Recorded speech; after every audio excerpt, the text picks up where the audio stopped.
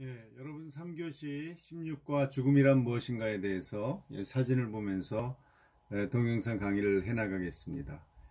죽음하면 떠오르는 상징이 뭐죠? 바로 이 해골입니다. 죽으면 우리의 몸은 부패하기 시작하고 다 시간이 지나면 이렇게 해골만 남죠. 그리고 해골의 모습은 살아있는 우리의 몸에 비해서 너무 흉하죠. 그리고 뭔가 허무감을 느끼게 합니다. 그리고 두려움도 느끼게 하죠. 이 해골이 죽음의 상징이라는 것은 그만큼 우리 인간이 죽음을 두려워하고 싫어한다는 뜻이죠. 그래서 이런 종류의 그림이 있어요. 이것을 네덜란드나 지금 벨기에인 플랑드르 지방에서 주로 그린 그림인데요. 그 네덜란드 쪽에서 17세기부터 정물화가 굉장히 발달했죠. 그런데 이걸 바니타스라고 해요. 바니타스라는 말은 헛되다라는 라틴어에서 나왔는데요. 그 전도서 1장에 보면 헛되고 헛되니 헛되고 헛되도다, 이렇게 헛됨이, 삶의 헛됨이 강조되고 있죠. 거기에서 이제 나온 겁니다. 그 당시는 17세기에 네덜란드와 지금 벨기에가 그야말로 그 스페인 카톨릭군과 독립하려는 네덜란드 사람들의 전쟁터였죠. 그것을 이제 1618년부터 1638년까지 30년 전쟁이라고 하는데, 그 전쟁터가 네덜란드와 주로 독일이었어요. 그래서 그 많은 피해를 입고 많은 사람들이 학살당하고 정말 시체가 온 그 들판에, 마을에 뒹굴어 다니는, 어디서나 해골을 볼 수 있는 그런 시기였거든요. 그래서 사람들은 죽음을 아주 가까이서 경험하고 늘 의식하고 살았죠. 그러면서 이 회화가 발달했다고 해요. 죽음을 항상 기억하라. 메멘토 모리라고 하죠. 로마의 시대에서 나온 말이죠. 항상 영광의 순간에도 우리는 내가 죽는다는 사실을 기억해야 된다는 거죠. 그러나 그리스도인에게, 즉 크리스천에게 죽음이란 뭐죠? 그렇게 헛된 이 해골로만 끝나는 것은 아니죠. 죽음이란 육체의 생명이 다해서 죽음에 이르면 그 영혼은 하나님이 계신 천국, 즉 중간 상태의 영혼으로 가는 천국에 들어가죠. 이 상태가 이제 신학에서는 영화, 글로리피케이션이라고 해요. 이 분리된 영혼은 그리스도의 재림 이후에 육체로 부활하여 새롭고 완전한 몸을 이룬다라는 것이 이제 그리스도인에게 죽음의 정의입니다. 따라서 이렇게 해골로 끝나는 게 아니죠. 뭔가 새로운 삶에 대한 희망이 있죠. 여러분, 이 영화를 혹시 보셨어요? 영화 바울이라는 영화인데요. 사도 바울의 사도행전이 어떻게 쓰여지게 됐나. 의사 누가가 이제 바울이 갇혀 있는 감옥에 들어가서 같이 있으면서 그 바울의 고백들을 기록해서 이제 사도행전을 쓴다는 그런 얘기인데요. 사도 바울이 그 수용소의 소장인 장군, 로마 장군에게 이렇게 얘기합니다. 그분의 나라는 바다와 같습니다. 사람들은 손에서 빠져나가는 한 줌의 물을 위해 아둥바둥 살지만 우리는 크리스찬이죠. 한 줌 물이 아닌 끝없는 바다를 보고 삽니다. 이렇게 영원한 삶에 대해서 이야기하죠. 사도 바울도 그 감옥소에서 결국은 이 참수형을 당해서 죽지만, 그러나 그는 아둥바둥 살기 위해서 노력한 것이 아니라 끝없는 바다, 영원한 삶의 생명의 바다를 보고 기꺼이 죽는 그런 모습을 보여주죠. 이게 크리스찬의 죽음에 대한 태도입니다. 자, 그런데 그리스도인도 이제 문제는 죽는 거는 똑같죠. 왜 죽을까요, 그리스도인은? 성경은 죽음은 타락의 결과다라고 얘기합니다. 아담과 하와의 불순종 때문에 인류 모두에게 죽음이 왔죠. 하나님이 정령 죽으리라고 했는데 아담과 하와가 하나님의 명령을 어김으로써 죽음이 왔죠. 그래서 창세기 3장 19절에 보면 내가 흙으로 돌아갈 때까지 얼굴에 땀을 흘리며 먹을 것을 먹으리니 내가 그것에서 취함을 입었음이라. 너는 흑인이 흑으로 돌아갈 것이니라. 그래서 죽음은 인류의 마지막 적이에요. 즉 죽음을 극복해야 이제 우리의 삶이 영원할 수가 있는 거죠. 고린도전서 15장 26절에 그가 그리스도께서 모든 원수를 그 발 아래에 둘 때까지 반드시 왕 노릇 하시리니 맨 나중에 멸망받을 원수는 사망이니라.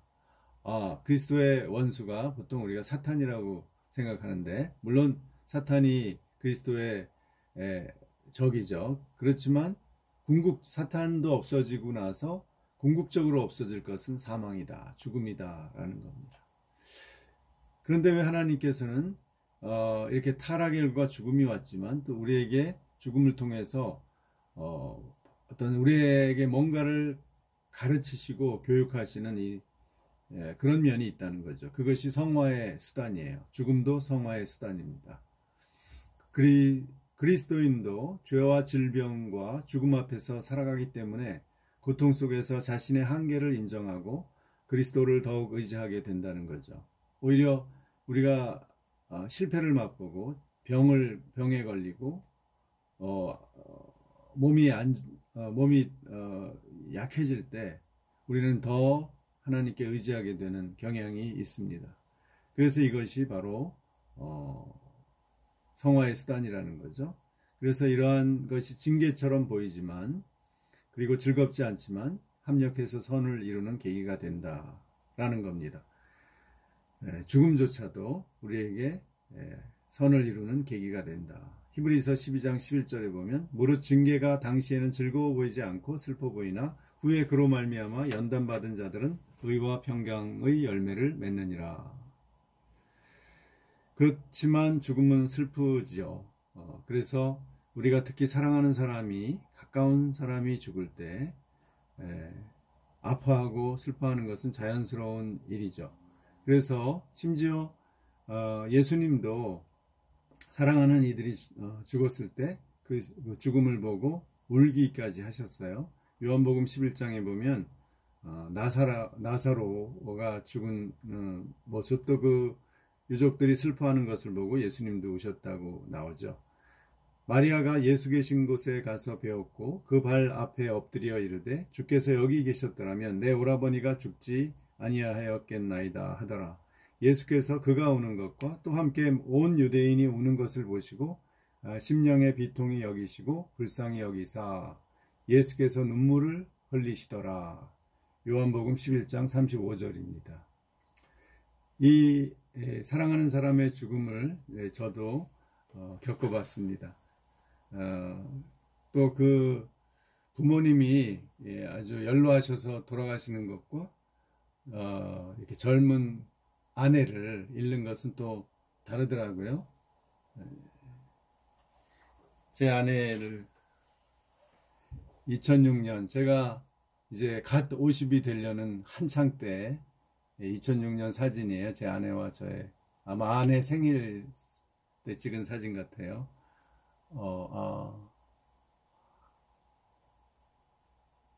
그런데 아내가 5년 전에 폐암으로 먼저 하늘나라로 갔습니다. 그때 그 폐암을 발견해서 간호하고 10개월 만에 이제 정말 몸이 30kg까지 줄어들어서 결국은 이 세상을 떠나는 과정을 겪을 때 정말 그리고 마지막 그 임종의 순간을 겪을 때 그때 슬픔 체험해 본 사람만이 알겠죠. 그리고 기도도 그때 굉장히 많이 했죠. 산에 올라가서 기도도 하고 삼각산에. 이런 것이 이렇게 슬픈 일이지만 또 지금도 제가 아내를 생각하면 참 지금도 생각이 계속 납니다.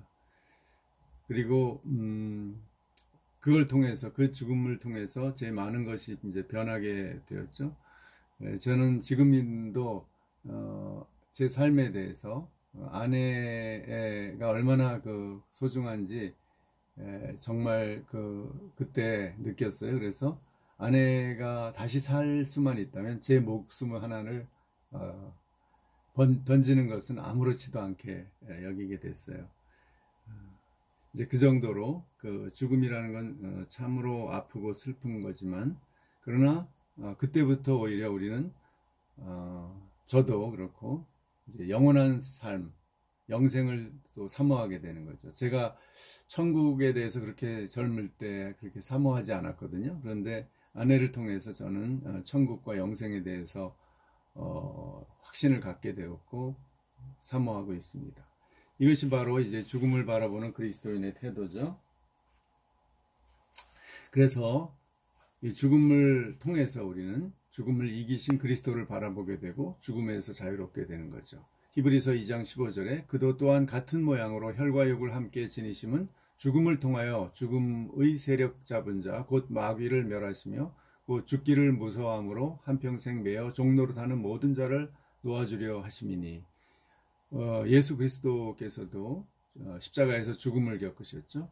그러나 그의 부활을 통해서 우리에게 영원한 희망을 주셨죠.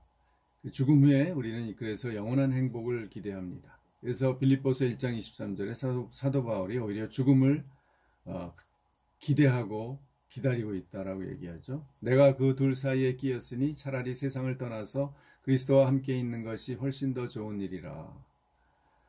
우리가 고린도후서 5장 8절에는 우리가 담대하여 원하는 바는 차라리 몸을 떠나 주와 함께 있는 그것이라 라는 거죠. 자, 그래서 이 부활하신 그리스도를 우리는 이제 바라보는 것, 그것이 죽음을 이기는 우리의 가장 큰 힘이죠. 이것은 마티아스 그리네발트의 중세의 마지막 그 시기에 유명한 독일의 화가죠. 부활, 예수 그리스도의 부활을 그린 그림입니다. 이 환하게 부활한 예수 그리스도를 우리는 바라보는 것이 다른 사람들과 다른 거죠. 그러나 그리스도가 없는 사람에게는 이러한 심판, 최후의 심판이 기다리고 있어요. 미켈란젤로가 그린 최후의 심판 부분이죠. 육체와 분리되면, 즉 죽음을 통해서 분리된 영혼은 즉시 지옥에 갑니다. 그래서 영혼이 이렇게 막 떠돌아다닐 수가 없는 거예요. 그래서 예를 들면 뭐 무속에서 나타나는 그런 영혼들은 다 사탄과 마귀들이 나타나는 것이라고 보면 되죠. 그래서 그 지옥에 간 사람들도 신자랑 마찬가지로 그리스도의 재림 이후 같이 부활해서 심판을 받게 된다라는 거예요. 히브리서 9장 27절에 한 번 죽는 것은 사람에게 정해진 것이요 그 후에는 심판이 있으리니. 반드시 심판대 앞에 다시 선다는 겁니다. 그래서 이러한 큰 재난이 와요. 이것은 이제 영국의 19세기 화가 존 마틴이 그린 이제 마지막 그 환란을 그 상상해서 그린 겁니다.